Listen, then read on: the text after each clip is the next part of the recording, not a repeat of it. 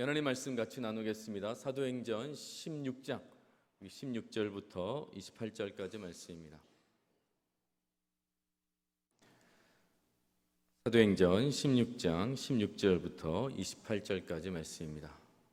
어둠 속에서 기도와 찬송이라는 제목으로 우리 같이 말씀 나누겠습니다.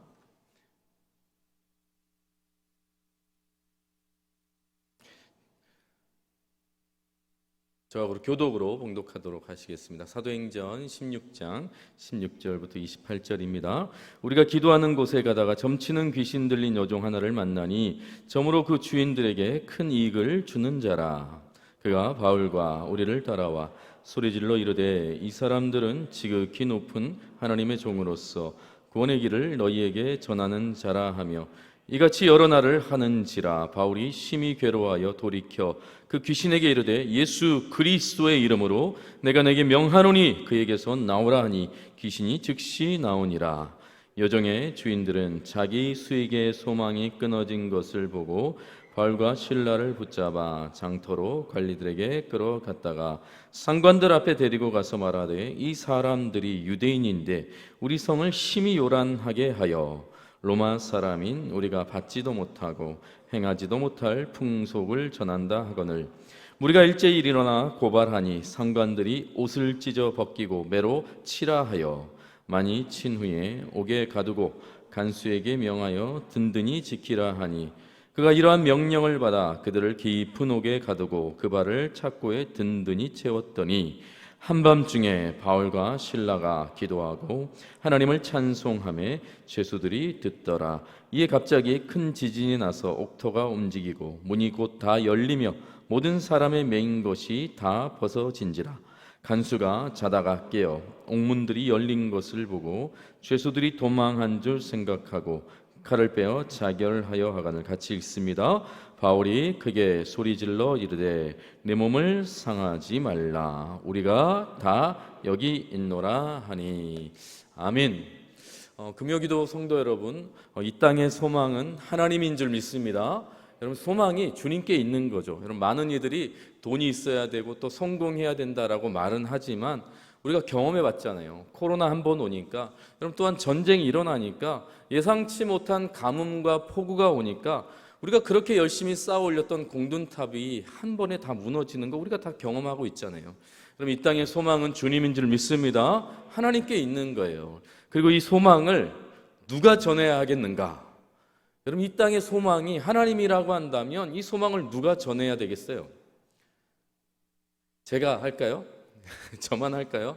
우리 함께 해야 되는 거죠. 그리스도인들이, 성도가 그거 하는 존재이지 않습니까? 그러기 위해서는 오늘 이 밤에 저와 여러분이 먼저 확인하셔야죠. 먼저 확신해야 됩니다. 내가 정말 하나님이 소망이 되는지, 내게 정말 하나님이 소망이신지, 그것이 먼저 내게 확신으로 또한 확정하셔서 소망 되신 하나님이 내게로부터 먼저 흘러넘쳐서 자연스럽게 또한 누군가에게 전해지는 그런 은혜를 여러분들이 누리시기를 주의 이름으로 축복합니다. 오늘 말씀 같이 나눌 텐데요. 지지난주 오후 예배 때 앞에 부분을 좀 말씀을 나눴어요. 우리가 기억을 좀 되짚어 보면 오늘 본문은 바울과 실라가 감옥에서 드린 기도와 찬송에 대해 설명한다라고 했어요. 그런데 세 가지 의문이 있다라고 했습니다. 첫 번째 의문은 16장 25절이에요. 같이 한번 읽습니다. 시작. 한밤중에 바울과 실라가 기도하고 하나님을 찬송하며 죄수들이 듣더라. 여러분, 차가운 감옥 속에 지금 죄수들이 갇혀 있는 거잖아요. 고통이 있어요. 분노가 있다란 말이죠. 근데 그 고통과 분노에 쩔어 있는 죄수들이 한밤중에 바울과 실라의 기도와 찬송 소리를 들으면서 어떻게 했다고요? 짜증냈다고요? 시비 걸었다고 했나요? 소리치더라고 했나요? 듣더라라는 것입니다. 듣더라. 도대체 어떻게 그 죄수들이 한밤중에 들리는 그 기도와 찬송 소리를 그냥 듣고만 있었을까? 이게 놀라운 의문이다라고 했었고요. 두 번째 의문은 26절이에요. 26절 같이 한번 읽습니다. 시작. 이에 갑자기 큰 지진이 나서 옥토가 움직이고 문이 곧 다 열리며 모든 사람의 메인 것이 다 벗어진지라. 여러분, 죄는 미워하되 사람 미워하면 안 된다라고 했잖아요. 여러분, 우리가 사람 사랑해야 되지만 감옥에 갇힌 사람들 다 풀어줄 수 없다라고 제가 설명을 드렸어요. 여러분, 공의와 정의의 하나님으로서는 이거 도저히 불가능한 거예요. 사랑의 하나님이시니까 베푸실 수 있죠. 무조건적 용서하실 수 있지만 분명히 우리 하나님 공의도 있으시고 정의가 있으시잖아요. 그래서 감옥에 있는 사람들을 그냥 풀어주는 것은 굉장히 이 하나님의 속성에도 맞지 않는 거예요. 우리가 납득하기 어려운 기적을 지금 하나님께서 일으키셨다라고 하는 거예요. 이게 이 두 번째 의문이다라고 설명을 드렸어요. 세 번째 의문은 28절입니다. 같이 한번 읽습니다. 시작. 바울이 크게 소리 질러 이르되 내 몸을 상하지 말라. 우리가 다 여기 있노라. 그럼 개인적으로 이게 굉장히 가장 궁금해요. 여러분, 풀렸어요. 다 풀어졌단 말이죠. 그런데 죄수들이 아무도 탈옥하지 않았다는 거죠. 이 놀랍지 않습니까? 신기하잖아요. 다 풀어줬는데 그 감옥에서 도망갈 생각을 하지 않는다는 거예요. 여러분, 이 세 가지 어디서 들은 것 같죠? 질문. 제가 한 얘기입니다. 제가 다 전해드렸던 얘기예요. 그래서 그때 한 가지 의문은 해결을 했어요. 왜 하나님께서 사람들이 이 감옥에 있는 사람들을 다 풀어주셨는가? 왜 그랬냐라고 설명을 드렸냐면, 이들이 죄를 지어서 갇힌 죄수들이 아니라 억울하게 누명을 쓰고 힘 있는 자들의 횡포에 의해서 갇혀 있는 이 수용수들이었다. 그렇게 제가 설명을 드렸어요. 제가 드렸습니다. 네, 그러니까 저는 확실히 기억하고 있어요. 이제 두 가지 의문을 우리가 풀어야 되는데, 두 가지 의문을 오늘 이 밤에 같이 풀 건데, 첫 번째는 뭐냐면, 왜 죄수들은 바울과 신라의 기도와 찬송을 그냥 듣고만 있었는가라는 것입니다. 한밤중에 들리는, 피곤하잖아요. 또 기분 지금 안 좋잖아요. 몸도 마음도 다 찌들어 있는 이 죄수들이 한밤중에 들리는 이 소리를 왜 듣고만 있었을까? 이것을 좀 풀어볼 텐데요. 여러분, 바울과 실라의 기도와 찬송 속에는 놀라운 비밀이 담겨 있습니다. 여러분, 질문을 하나 해보겠습니다. 질문입니다. 그럼 바울과 실라가 옥에 갇히기 전에 옷이 다 찢기고 매로 심하게 맞았어요. 그리고 일사천리로 감옥까지 갇히게 된 겁니다. 그럼 질문, 옥에 갇히자마자 이 바울과 실라가 바로 기도하고 찬송했을까요? 옥에 갇히자마자, 옥에 떨어지자마자 기도가 터지고 찬송이 터졌을까요? 그렇지 않았다는 거예요. 여러분, 지금 바울과 실라가 감옥에 들어가자마자 기도하고 찬송하지 않았다는 거예요. 여러분, 매를 맞고 옥에 갇혔는데 바로 기도가 나오겠어요? 안 맞아봐서 모르는 거죠. 여러분, 억울하게 지금 맞은 거예요. 억울한 일을 한번 당해 보신 분들 알잖아요. 바로 기도하고 찬송할 수 없어요. 절대 그렇게 되지 않아요. 지금 바울과 실라가 매 맞고 옥에 갇힌 사건은요, 여러분, 귀신 들린 여종을 회복시켰다는 이유로 그 주인들로부터 억울하게 당한 사건이잖아요. 그러니까 억울하다고요. 의인의 고난이고 누명을 쓴 고난이라 말이죠. 그러니까 아마도 바울은 이런 일을 당했을 때를 놓고 고린도후서 1장 8절에 이렇게 기록한 것 같아요. 한번 읽어볼까요? 시작. 힘에 겹도록 심한 고난을 당하여 살 소망이 끊어졌다. 이게 고린도후서 1장 8절인데요. 아마 이런 경험을 바울이 지금 고린도후서에 기록한 것 같아요. 힘에 겹도록 심한 고난을 당한 거예요. 그래서 살 소망이 그냥 끊어져 버렸다라고 하는 것입니다. 얼마나 힘들었을까? 얼마나 아팠을까? 얼마나 괴로웠으면 살 소망이 끊어졌을까? 여러분, 살 소망이 끊어졌기 때문에 감옥에 갇히자마자 기도가 나올 리가 없죠. 찬송이 나올 리가 없었다는 거예요. 그래서 오늘 사도행전 16장 25절은 이렇게 시작하는 거예요. 어떻게 시작할까요? 25절 보시면 한밤중에라고 시작을 하는 겁니다. 한밤중에 바울과 실라가 기도하고 하나님을 찬송하며 죄수들이 듣더라예요. 여러분, 이 한밤중이라고 하는 표현은 신약 성경에 한 4번 정도 표현이 되거든요. 근데 대부분 가장 깊이 잠든 시간, 영어로 말하면 이 미드나잇이라고 소개하고 있어요.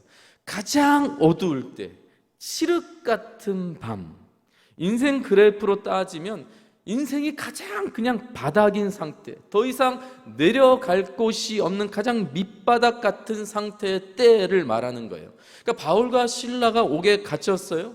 그런데 몇 시간이 지났는지는 모르는 거예요. 꽤 오랫동안 이 침묵의 시간이 있었던 거예요. 여러분, 이 시간을 어떻게 보냈을까? 제가 생각해 보니까 아마 이 시간은 좌절과 낙심의 시간이었을지 모르겠어요. 괴로움과 눈물의 시간이었을지 모르겠어요. 왜 내가 이런 고통을 겪어야 되는지 너무 억울하니까, 도무지 이해가 안 되니까 망연자실하고 있었을 시간이란 말입니다. 또한 남 탓을 했을 수도 있죠. 남 탓을 했을 수도 있을 것 같아요. 그 귀신 들린 여자 때문에, 그 여자만 만나지 않았다면 내가 이런 고난 당하지 않았을 거야 라고 하면서 이 탓을 하고 지냈을 수도 있을 시간, 아니면 후회했을 수도 있을 것 같아요.